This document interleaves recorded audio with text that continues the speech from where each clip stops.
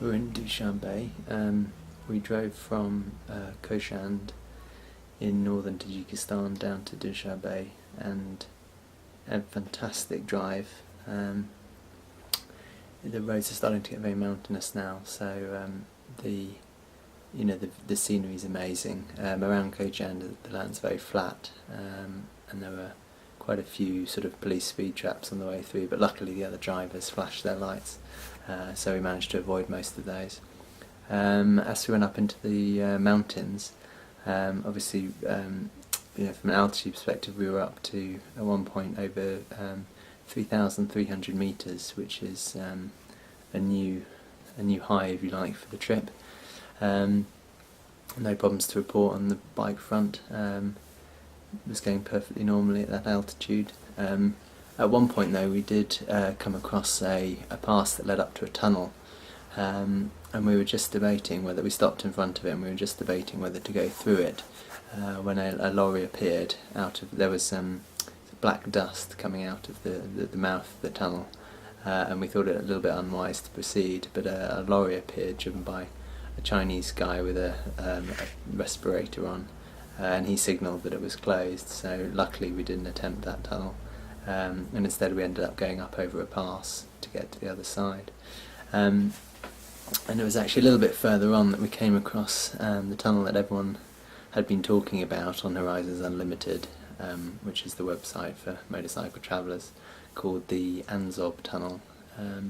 Initially we thought that the tunnel was the one that we hadn't gone through, so when we approached this tunnel, and it had two tunnels, one of which had water pouring out on the right hand side, so no one was attempting to go into that one, and then the one on the left, it was very black, and again there was water and potholes in the entrance, so straight from the off we were plunged into darkness. Dan went first, his bike having much brighter headlight, and I followed him.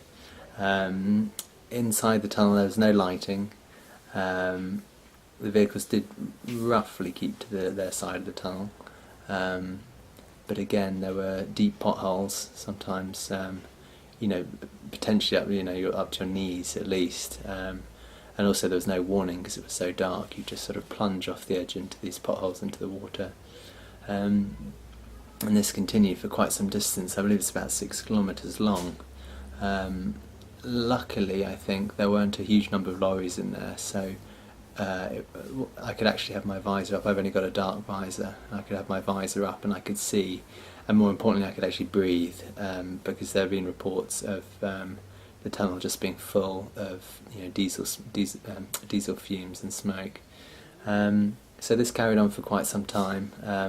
Dan actually went ahead and I managed to catch up with him inside the tunnel by using the lights from other cars' headlights, but as I followed him for a bit, and sure enough, there were sides of the tunnel that all of the cars and lorries were avoiding, which were full of water, so I have no idea how deep those were, so we avoided them as well.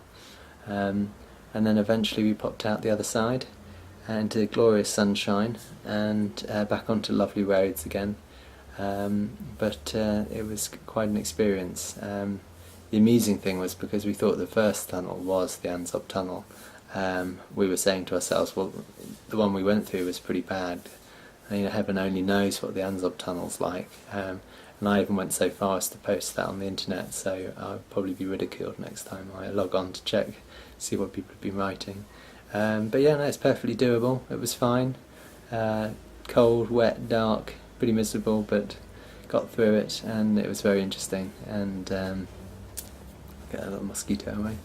Yeah, so it was cold, dark, wet, very interesting. But luckily we don't have to go back through there and do it again. So yes, and for some reason Dan got absolutely covered in mud.